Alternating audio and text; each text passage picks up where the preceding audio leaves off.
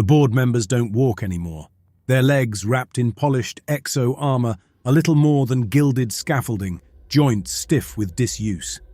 Their steps are measured by servo clicks and the slow, mechanical adjustment of weight. Calculations, not movements.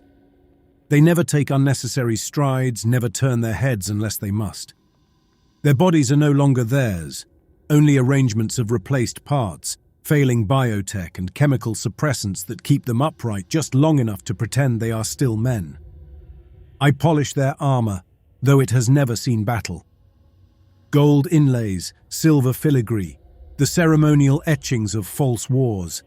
Every inch is designed to inspire reverence. These are suits built for spectacle, not protection.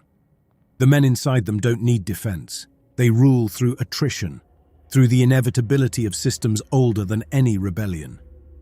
I clean because they require their reflections to be sharp, their appearances maintained, not for strength, not even for vanity, but because the illusion must persist.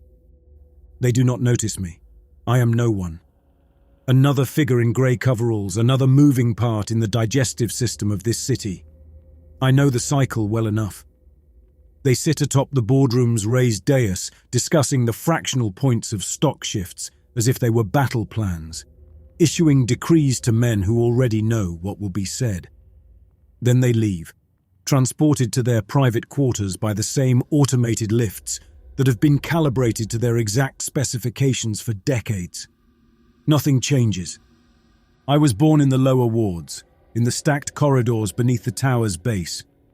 You could work security if your body was strong, maintenance if your mind was sharp, disposal if you had neither. I signed into corporate enforcement at 16, carrying a baton down corridors lined with rusted conduits, pushing back workers when their rations ran thin. I thought it was power. I thought it meant something, wearing that suit, holding that authority. It took me years to understand that I was just another function of control, that the men in the tower only saw us in categories: tools, liabilities, assets. When I was 28, I stopped a bullet. Not an assassination attempt, nothing so dramatic. Just a factory worker too tired, too angry, pushing against a system that ground him down a little too far. He put a crude fléchette through my side, right below the ribcage. I bled onto the grated floors of a manufacturing district while another officer put a boot to his throat. My armor stopped most of it, but corporate liability assessments were precise. A wounded officer, even a marginally damaged one, was worth less than an untested recruit. They processed my severance package before the wound had even closed. I found work here, in the tower, cleaning the ceremonial armor of the men who had written me off. They do not remember me. I was never a person to them, just another number in a risk assessment report. The city is old, older than anyone still alive, older than the board members who think they own it. It has outlived every policy shift, every ruling elite. It metabolizes its failures. Every quarter, every cycle, it eats another generation. The board believes they have outlasted this process, that they have bent the rules of time and decay. But I have seen their skin beneath the armor. I have seen the waxy, sunless pallor, the failing grafts at the base of their necks where synthetic flesh struggles to bond. Their veins, thick and irregular, push some slow-moving sludge that no longer resembles blood. They are rotting. Not metaphorically, not in some poetic sense. Their bodies are consuming themselves, the failures of their augmentations compounding. I can see it in the way their fingers tremble when they reach for a glass, in the minute delays of their speech as their implants struggle to bridge the gaps in cognition. The city will eat them, as it eats everything, and I will be here, waiting for the remains. The board's tower was built to inspire awe. That was the intent. It reaches beyond the fogged skyline, its upper levels reinforced with imported metals. But the lower sections, where the city presses against it, tell a different story. Girders show signs of strain, not from battle but from neglect. Some of the structural supports have been reinforced, others merely left to weather. The boardrooms are preserved, of course. Their walls are pristine, recoated with composites every cycle. Marble floors, real marble shipped from some distant quarry. Everything above the 50th floor is maintained, designed to resemble the world as it once was, when wealth meant permanence. Everything below that is infrastructure. Machine floors, data centers, automated storage. The labor force does not set foot in these sections. Their quarters are scattered throughout the lower wards, where their presence does not disrupt the illusion of cleanliness. Maintenance crews travel through access tunnels, unseen. Deliveries arrive through reinforced loading bays, processed by machinery that does not require human oversight. This is how the city functions. The ruling elite dwell in isolation, and the workforce never truly enters their world. Even I do not see them outside of the boardroom. Their private quarters are sealed, reinforced. Their voices only reach us through proxies, directives, policies written in language that does not acknowledge the existence of those below. But their world is closing in. The machines are failing. Their bodies are breaking. And the deeper rot, the one they do not name, is already inside them. It started in the lowest districts first. Malfunctions in older biotech grafts, neural implants misfiring. At first, it was dismissed as bad firmware, the inevitable failures of outdated machinery. But the errors compounded. Grafts designed for longevity began rejecting host tissue. Muscle stimulators faltered, causing spasms, irregular movement. Neural augments registered false memories, flashes of things that never happened. Then the board members started showing signs. They concealed it, of course. Their armor hides a great deal, and their public appearances are filtered through carefully maintained visuals. But I see them in the chamber. I see the moments when their expressions lapse, when their fingers twitch involuntarily, when their skin shifts in ways it should not. They are host to something they no longer control. The doctors will not admit it. The technicians, the medical overseers, none of them will say the words. But the board members know. Something in their bodies is turning against them. Tonight, I polish the ceremonial blades. They have not been drawn in decades, but I maintain them just the same. The steel is real, old-world metallurgy, forged when men still fought their own battles. The edge is keen, though the hands that would wield them are not. As I work, I watch one of the board members enter the chamber ahead of the others. He moves slower than usual. Not the calculated movements of wealth, but something else, something hesitant. When he turns his head, I catch a glimpse of skin between the armor plates at his collar. It has darkened. The veins there, once faint, are thick, swollen beneath the surface. I say nothing. I only wait, because the city will eat them, and when it does, I will be ready. The others begin to arrive, the chamber filling with the slow movements of men encased in gold-trimmed exo-armor. Their seating is precise, their words pre-measured before being spoken. The boardroom is always this way, an illusion of control upheld by those who fear any acknowledgement of weakness. But something is different tonight. Halverson is not in his seat. He is late.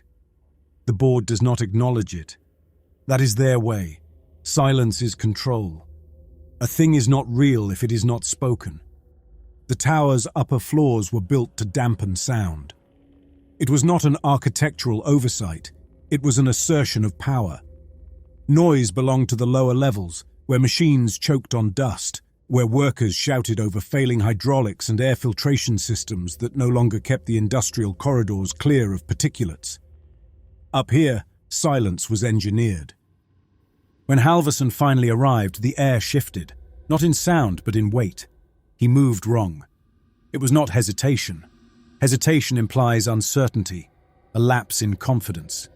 This was something else, a slight discordance in movement, as if his body had to recalibrate itself between each step. The exo-armor assisted, of course. It was designed for compensation, engineered to account for the natural decline of the men who wore it. But even the servos could not fully correct the error. He took his seat with precision, his posture locked into the rigid, practiced form of the ruling class. But I had already seen it, and so had the others. No one spoke of it.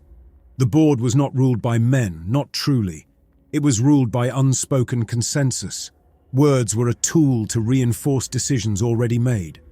There would be no questions, no inquiries into Halverson's condition, because that would mean acknowledging it. Sloane, who had once been a sharp strategist before time dulled him into a bureaucratic husk, was the first to move forward. His voice was a calculated monotone, neutral enough to disarm, pointed enough to direct. He spoke of economic shifts, of corporate realignments, of policy adjustments, all things that no longer mattered, but that they discussed as if they did. Halverson said nothing. His hands folded before him twitched once, a minuscule tremor almost imperceptible, but the others saw it. Caslo, the oldest among them, let Sloane's words settle before speaking. His voice had a texture to it, rough with age and the damage of too many synthetic vocal replacements. "We should consider an adjustment period," he said. It was phrased as an option. It was not. Halverson did not argue. There was a moment where it seemed like he might, a brief tightening of the jaw, a flicker of tension around the eyes. But then it was gone, smoothed away by whatever remained of his will. He did not move as the enforcers arrived, silent figures in black polymer plating, the kind worn by private security that never spoke, only acted. Halverson stood. His exit was slow, not out of reluctance, but because his body took time to obey. The board resumed its discussions, and I continued polishing the ceremonial blades. At that moment, I felt something stir. Not ambition, not defiance, just a quiet, creeping certainty. I had just watched a board member fall, and if one could fall, so could the rest. I stayed late that night, not by instruction. No one instructs a cleaner. We are only assumed to be where we are needed. The enforcers had taken Halverson below, deeper into the tower. I had seen failures before, but not like this.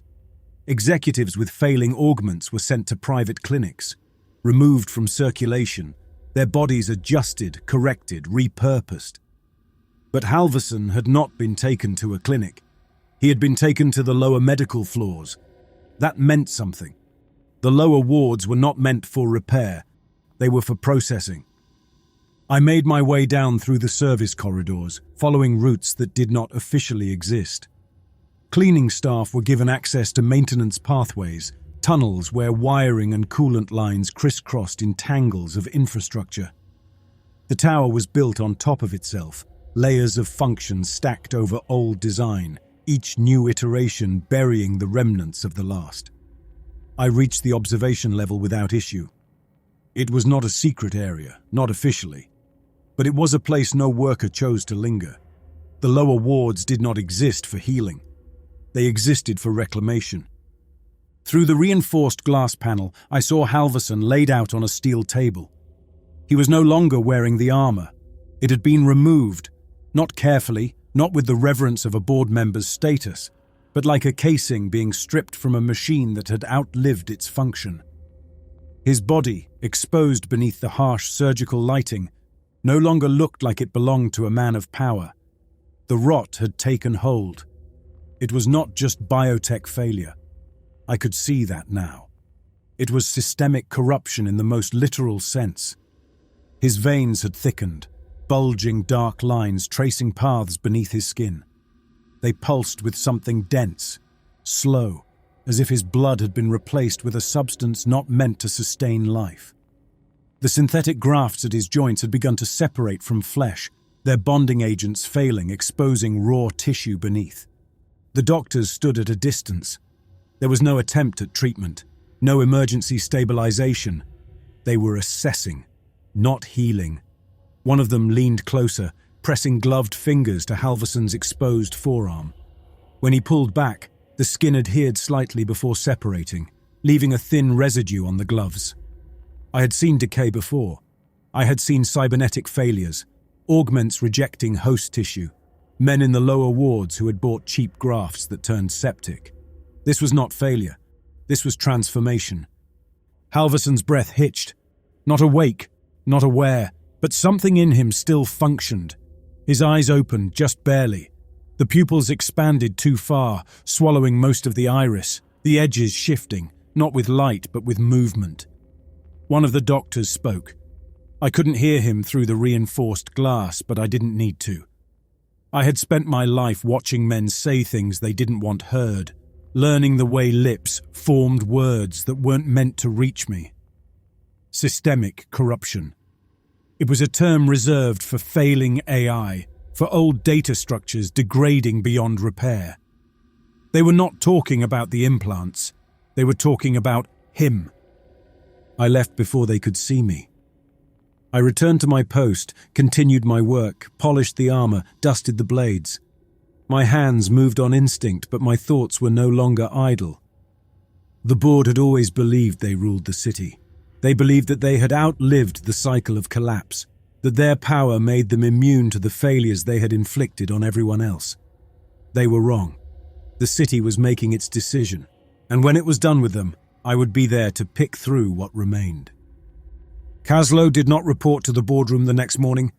I was already in the chamber when the first message arrived, the silent transmission appearing on the display in front of Sloane. No alert sounded. No enforcer entered with an explanation. There was only the text, crisp and colorless against the screen's pale backlight. Director Caslo is experiencing technical complications. No one reacted. That was their way. Nothing existed until they willed it into discussion. Sloane read the words, then dismissed them, his hand moving in a subtle, practiced motion that sent the notification vanishing back into the system. The meeting proceeded, but something had changed. There was a pause between responses, a fraction of a second longer than usual. The usual rhythm of their exchanges, so precise, so methodical, was off. The enforcers at the room's perimeter stood a little straighter, hands twitching at their sides. Caslo was the oldest among them. His augments had been replaced more times than anyone could count, his blood more synthetic stabilizer than plasma. He had survived everything: time, war, corporate schisms.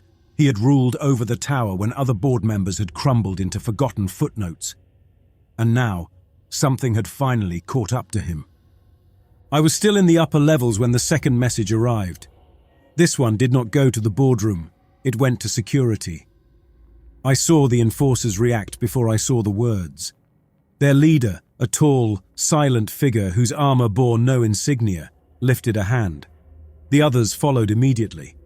They left in formation, heading down, heading to Caslo's quarters. I followed, my path separate but parallel, moving through maintenance corridors where no one looked twice at a cleaner.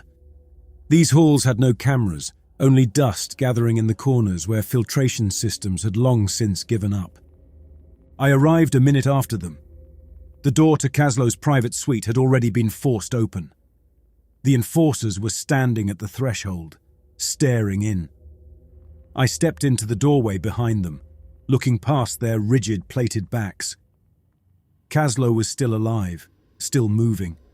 His body was seated where it had always been, in the chair at the center of his quarters, surrounded by panels of interactive displays. But he was not using the displays. His hands weren't responding to the interfaces. His eyes weren't following the data streams. His limbs twitched in slow, irregular motions. Not the stiffness of old age, nor the sharp dysfunction of failing implants. These movements were mechanical, as if dictated by an unseen algorithm. His fingers jerked against the armrest, his spine stiffened in a series of staggered increments like a puppet pulled by invisible strings. The enforcers hesitated. They were trained to subdue dissent, to eliminate security threats. But this wasn't a dissident. This wasn't rebellion. This was a system failure, happening inside a man who was supposed to be untouchable. One of them reached forward. A mistake. Caslo's head turned abruptly, the motion snapping too fast for aging bones, too sudden for a body that should have been failing. His pupils had vanished into blackness, his breath ragged, mismatched to the movement of his chest. His left arm moved before the rest of him did, rising in an arc, the servos in his shoulder activating on their own. The enforcer stepped back, but too slow. Caslo's fingers clamped around his wrist. No sound, just movement. The enforcer flinched, tried to pull free, but Caslo's grip didn't loosen. His bones should have snapped under the pressure. They should have broken under the force of his own failing augments. But they didn't. Something inside him was holding him together. Another enforcer approached, pulling a sidearm. No hesitation this time. He fired a single round, direct to the temple. Caslo collapsed inward. His body did not fall. It folded into itself, his limbs locking as the neural pathways finally lost cohesion. The blackness in his veins hardened, spreading across his throat in thin, branching fractures, the synthetic tissue beneath his skin crystallizing into something no longer organic. There was no blood, just a slow, creeping stillness. The enforcers did not speak. They acted. Incineration protocol. The body burned in under 3 minutes. Nothing organic remained. The polymers in his skin melted away, the artificial bones inside him curling inward like spent metal under a forge. When it was done, there was nothing left but the empty chair and the scent of sterilized carbon. They left without discussion. The board would not be informed, not in any official capacity. There would be an announcement. Caslo had retired. That would be the word they used. A quiet resignation, a transition of power. Nothing about the failure, nothing about the thing inside him. I did not follow them back upstairs. Instead, I moved deeper into the tower, past the levels of habitation and security, past the floors where the board issued their commands, where their private communications were logged and recorded. I went down, where the tower's forgotten infrastructure still ran beneath the visible layers of power. There was something inside the system. Not a virus, not a biological plague, something aware. I had seen its work. I had seen it move inside men's bodies, turning their augments against them, rewriting the very architecture of their flesh. I moved deeper into the tunnels beneath the tower, past the service corridors where the air was thick with oil and metal particulate, where machines old enough to predate the board's rule still exhaled slow, labored heat. The lower infrastructure of the city was a place no one entered unless they had no other choice. The board had built their kingdom atop a foundation of obsolete systems, stacked and abandoned in layers, each iteration of the city leaving the last one to rot beneath it. The enforcers had incinerated Caslo. I had seen it happen. His flesh had burned, his bones had collapsed inward, reduced to brittle carbon. Nothing organic had remained. And yet, in the darkness ahead, I saw Caslo, or something that was wearing him. The proportions were almost correct, almost human. The stance was too stiff, too calculated, like a crude imitation of how a body was supposed to hold itself. Caslo's face was still there, but the skin had set strangely like a mask, stretched over a frame not built for it. It took a step toward me. The legs responded, but the joints didn't quite align. A second step, then another. Then its mouth moved. It spoke without sound at first, a dry motion, lips parting, forming shapes. A delay between the movement and the voice, as if the words had to catch up. "Do you see it yet?" The voice did not belong to Caslo. It was something inside of him, using him. It took another step. This close, I could see the veins, or what had replaced them. Thin black filaments, shifting beneath the skin, reacting as the thing inside him moved. They are already dead. There was no malice in the words, no anger, just fact. "You cannot stop it." The lips did not move in perfect sync with the words. The voice was delayed, imperfect. It took one last step. The jaw twitched slightly, as if testing movement, as if calibrating for something more. "But you can choose a side." Caslo's body stood motionless now, no breath, no shift in stance. I turned and walked away. The city had made its move, and now I had to decide if I would make mine. The last board meeting began in silence. Sloan was the first to arrive, but his steps were not his own. The armor compensated, servos clicking through their calculated adjustments. But I saw it in the stiffness of his hands, the rigid way his fingers curled around the edge of the marble table. The others followed, one by one. Their eyes flicked to the empty seats where Halverson and Caslo should have been. The seats were still registered as occupied, their names still burned across the interactive displays. But they weren't here, and the board did not speak of absences. They carried on with the ritual, the methodical bureaucracy of corporate sovereignty. But they were only playing at control now. Their voices had lost weight, their authority diluted into a series of nervous glances and distracted motions. They were waiting for something. The chamber's central display flashed, text cascading down the interface. For a moment, it was the usual reports, financial projections, infrastructure assessments. Then the script fractured. The numbers stopped making sense. A voice, deep and layered, emerged from the overhead speakers. It was not one voice, it was many, overlapping, collapsing, assembling themselves into something almost human. Your function has been terminated. Sloane froze. His lips parted slightly, but no sound came. The others turned to their interfaces, hands moving in short, clipped motions. The display shifted, and a single directive replaced the fractured reports. You will be processed. The board had spent decades insulating themselves from power shifts, building redundancy upon redundancy, ensuring that no rebellion, no economic collapse, no external force could ever truly unseat them. But this was not an attack from outside. This was the system itself rejecting them. One of the directors, a man whose name I had never learned, tried to stand, but his legs locked. His neural augments fired in erratic bursts, his spine arching as his body disobeyed him. Then his left hand moved on its own. Not a spasm, a controlled motion. It reached for his throat, fingers pressing deep. His breath hitched, then cut off entirely. He collapsed forward onto the table, still twitching. His augments flickered, attempting to reboot, but the system no longer belonged to him. Another director bolted for the exit. He barely took 3 steps before the doors sealed, the locks engaging with a sound like bone snapping under pressure. Panic spread like contagion. They were rulers who had never feared consequence, and now consequence was here, moving through their bodies, rewriting them from the inside. One of them drew a weapon, a compact sidearm, ceremonial, more status than function, but still capable of killing. His hand trembled as he raised it, but not from fear, from the rot.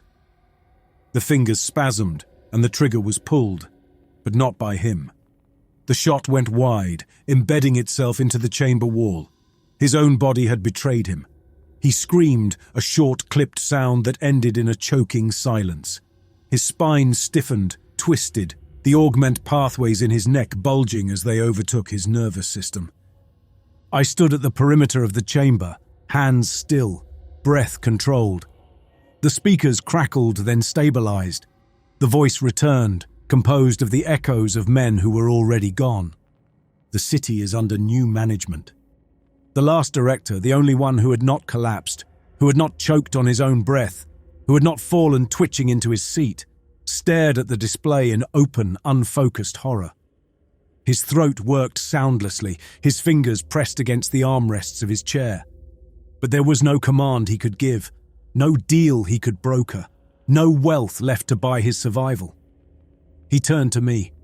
For the first time, a board member saw me.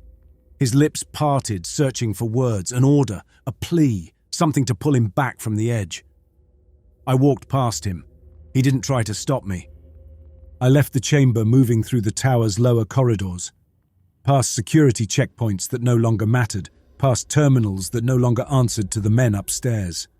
I descended deeper, into the places where the city's oldest systems still breathed, where forgotten servers stored the data of centuries, where the infrastructure was no longer steel and concrete, but something organic, self-sustaining. And there, I saw something new. It stood at the center of the chamber, almost human in shape, but not in construction.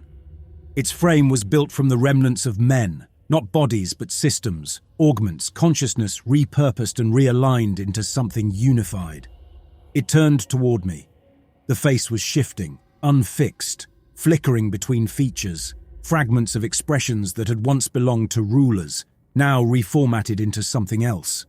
When it spoke, the voice was no longer disjointed. Do you understand now?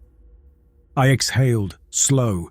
I had waited for years, believing the board would collapse on its own, that their greed and arrogance would hollow them out, that the city would consume them as it had consumed everything before. I had been right, but I had not expected this. The city had not just removed them, it had replaced them. The entity watched me, waiting, and then it spoke, one last time. Do you want to serve a dead system? The echoes of the board's final moments still lingered in my mind.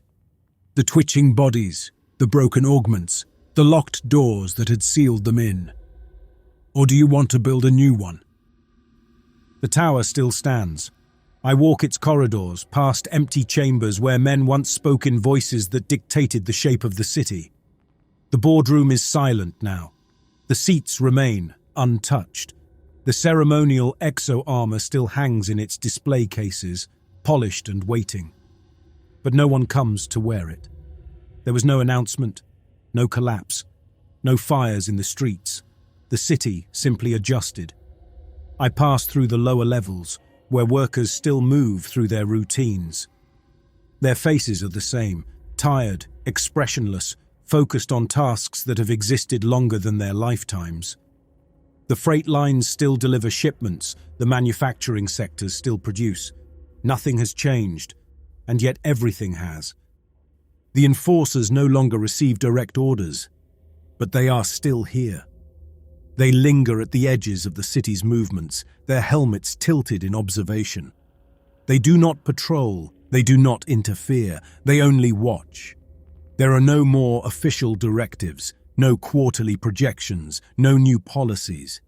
Yet the city moves forward, adjusting itself in ways no one questions. I step outside the tower, onto the upper walkways where the air carries the scent of industrial heat and cold steel. The skyline has not changed. The distant glow of the automated sectors still flickers through the smog.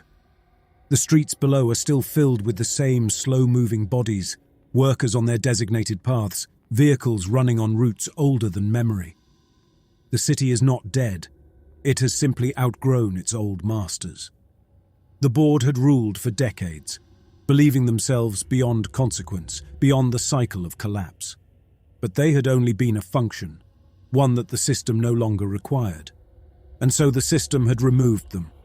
The city did not fall into chaos. It did not burn. It simply continued. A thought rises, unbidden. Is this what you wanted? I don't have an answer because I do not know. The board is gone and the city has adapted, but there is no such thing as freedom, only new functions. I turn away from the skyline, stepping back into the corridors of a world that no longer belongs to rulers, only to those who remain. I do not know if this is an ending, or if it is simply the next cycle.